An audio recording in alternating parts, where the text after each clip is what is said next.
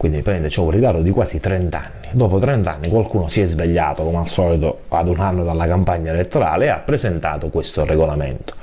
Un regolamento che, ripeto, è stato scritto dal dirigente Costa, approvato in giunta e nessuno lo conosce.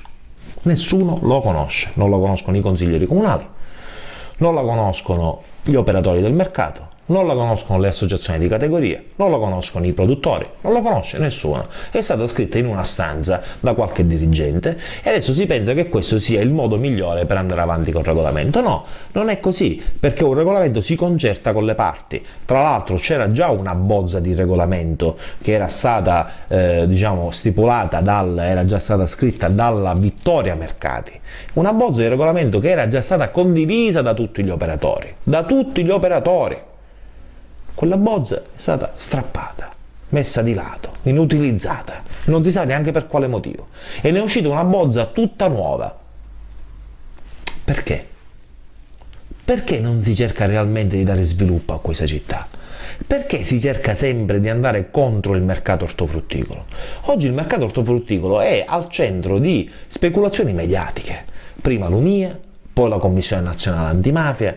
Qui si vuole fare capire che il centro della mafia mondiale è al mercato ortofrutticolo di Vittoria, quando però nessuno vuole dire che nei 70 box al mercato tutti hanno presentato il certificato antimafia, tutti, e non c'è un mafioso. Questo perché non lo si dice? Che poi ci sia un problema nell'indotto, bene, si vada a controllare, è giusto che lì gli organi competenti facciano il loro lavoro, ma ci mancherebbe altro. Ma nessuno dice che la mafia non è interessata a un grande centro economico come può essere il mercato ortofrutticolo di Vittoria, ma fare passare che la mafia comanda il mercato ortofrutticolo di Vittoria o fare passare il messaggio che tutti i commissionari sono mafiosi, questo è devastante per la città, perché questo è il messaggio che ha dato l'onorevole Lumia con la propria interrogazione, e non mi pare che il sindaco abbia difeso il mercato ortofrutticolo, anzi ha fatto spallucce al senatore Lumia per motivi di corrente probabilmente all'interno del proprio partito. Questo è grave. Noi riteniamo che la concertazione andava fatta prima. Ripeto, 9 anni abbia Nicosia avuto per fare il nuovo regolamento del mercato, non c'era bisogno di fare un regolamento in 15 giorni, c'era già una bozza preparata e condivisa soprattutto da tutte le categorie. Perché non si è andato avanti con quella bozza? Che cosa si vuole dimostrare? Perché, guarda caso, dopo che l'associazione dei commissionari è uscita con un comunicato stampa in cui attaccava l'amministrazione proprio per la mancanza di concertazione, guarda caso l'indomani sono partiti controlli a tappeto all'interno dei box, in cui sono state contestate delle assurdità. Cos'era, un messaggio? Questa è la preoccupazione, questa è la reale preoccupazione. Cioè in questa città si ha paura a poter criticare l'amministrazione comunale, perché poi arriva qualche zelante uomo che inizia a contestare al mercato ortofrutticolo e ai vari commissionari chissà che cosa, solo perché si sono permessi di criticare la mancanza di concertazione con l'amministrazione. E questo è quello che un'amministrazione comunale vuole fare del proprio volano economico della città? E questo è il problema, questo è quello che vive la città. Oggi la città è ammorbata, infettata in un sistema, è assolutamente oscurata da un sistema dove c'è un cerchio magico di soggetti che girano tutti intorno al sindaco, che gestiscono la cosa pubblica e spesso è stata gestita in maniera familiare, in maniera privatistica. Cioè, lo scandalo Dezio vale per tutti, cioè pensare di affidare al proprio figlio un incarico professionale dal dirigente retto, dall'assessorato retto dal padre è un'assurdità.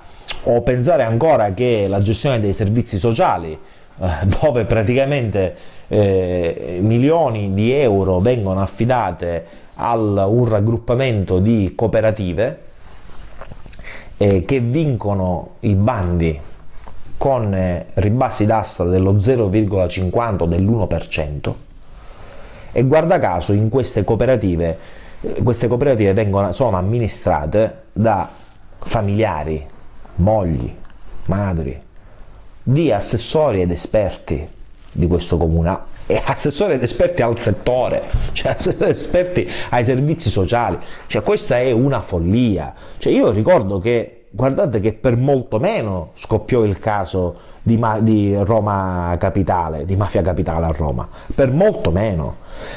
Pensare di avere ribassi d'asta allo 0,50 significa avere un danno erariale nei confronti delle stesse cooperative sociali che sono gestite dai familiari di assessori ed esperti. E su questo non si dice nulla, su questo non c'è rossore, su questo non c'è vergogna da parte di un'amministrazione pubblica, anzi c'è stata una promozione, perché l'esperto ai servizi sociali, dottore Cannizzo, è stato promosso assessore ai servizi sociali. Questo è quello che succede in città. Diciamo, le attività contigue, ad esempio delle Maia, dove il direttore delle Maia è anche presidente dell'associazione sportiva I Soci, che ha la stessa sede legale presso lo studio legale del sindaco, che è gestita dal fratello del sindaco. Su questo dobbiamo fare finta di niente. O dei vari attività professionali private svolte da ex assessori di questa città. Lì ci sono delle incompatibilità gravi, incompatibilità di legge e non solo morali. E cosa ancora più grave è che il comune di Vittoria, il sindaco, ha firmato la carta di Pisa, il codice etico, in cui dice che a prescindere dalle incompatibilità di tipo legale e legislativo, ci sono delle incompatibilità di tipo morale. Ma questa carta di Pisa è diventata carta straccia, è diventata carta igienica, e ricordo a tutti che nessuno è esente da responsabilità di quella giunta, e mi dispiace dirlo, ma anche l'assessore Gurrieri ha delle sue gravissime responsabilità, perché tutto questo che io ho raccontato è successo sotto i suoi occhi e le sue dimissioni sono avvenute soltanto a qualche giorno in anticipo alla nuova giunta, ma lui è stato in giunta e non ha denunciato questi fatti. Quindi di quale codice etico stiamo parlando? Ma quale partecipazione ad avviso pubblico? Ma quale professionisti della legalità in questa città? Da far rabbrividire. Qui c'è un sistema familiare. E lo dico con grande chiarezza, perché noi l'abbiamo dimostrato con le visure camerali. Non sono voci, noi l'abbiamo dimostrato con atti alla mano. Avete fatto delle denunce specifiche? Noi certo abbiamo presentato tutto alla Procura della Repubblica, perché noi abbiamo il dovere di presentare tutto alla Procura della Repubblica, poi la Procura verificherà se ci sono gli estremi di reato. Noi intanto diciamo che c'è una incompatibilità morale e che c'è una questione morale in questa città. C'è una questione morale. Perché io ritengo che l'assessore non può avere la moglie che gestisce una cooperativa di servizi sociali, perché ritengo che il comune non può dare finanziamenti all'associazione sportiva del fratello del sindaco, perché ritengo che colui che ha fatto danni alle Maia non può essere promosso esperto o assessore. Io ci dico, ci sono delle incompatibilità chiare ed evidenti. Dico, potremmo andare avanti, non è possibile pensare che ci vengono date incariche professionali a figli di assessori, non è possibile pensare di dare incariche professionali ad assessori, perché questo è quello che succede. È il cerchio magico. Allora c'è una questione morale, almeno morale. Poi ripeto, la questione se è giuridica, se ci sono degli estremi in reato, quelli sarà la procura. Noi abbiamo evidenziato che secondo noi ci potrebbero essere, poi sarà la procura a verificare, ma la questione morale esiste ed è talmente evidente e talmente grossa che pensare ancora che il sindaco si dichiara l'uomo, il sindaco della legalità e della trasparenza, ormai diciamo è diventata un fatto di ilarità comune in città. Cioè onestamente ogni qualvolta il sindaco dice che questa è l'amministrazione della trasparenza in città si ride con allegria.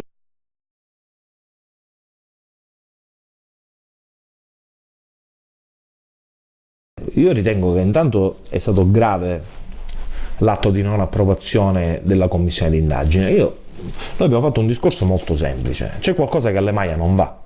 Le Maia negli ultimi 3 anni ha presentato dei bilanci negativi. Ricordo a tutti che le Maia era il fiore all'occhiello di questa città. Portare gli ultimi 3 anni in negativo vuol dire che qualcosa nella gestione dell'azienda non è andata, e noi volevamo capire che cosa. Perché pensare di rifare ogni anno le stesse fiere e portare le stesse fiere sempre in perdita significa che chiaramente vuol dire che l'EMAIA non è stata gestita con la diligenza del buon padre di famiglia. Noi come Consiglio Comunale, ricordo che siamo i soci, di fatto siamo l'assemblea dei soci dell'EMAIA, e quindi noi abbiamo il diritto di capire quello che è successo, e ritengo che questo diritto non debba essere esplicitato soltanto dall'opposizione, ma sarebbe dovuto essere esplicitato anche dalla maggioranza, e dire: guardate che voi avete distrutto un'azienda municipalizzata, un'azienda speciale del comune. Tutti i consiglieri di maggioranza e opposizione avrebbero dovuto votare questa commissione. Così non è stato, perché il PD non l'ha votato, e devo dire anche che parte dell'opposizione non l'ha votato. Noi abbiamo fatto nomi e cognomi perché non abbiamo paura, e riteniamo questo un atto gravissimo. Ma detto questo, vi preannuncio che noi riproporremo la commissione d'indagine nelle prossime settimane.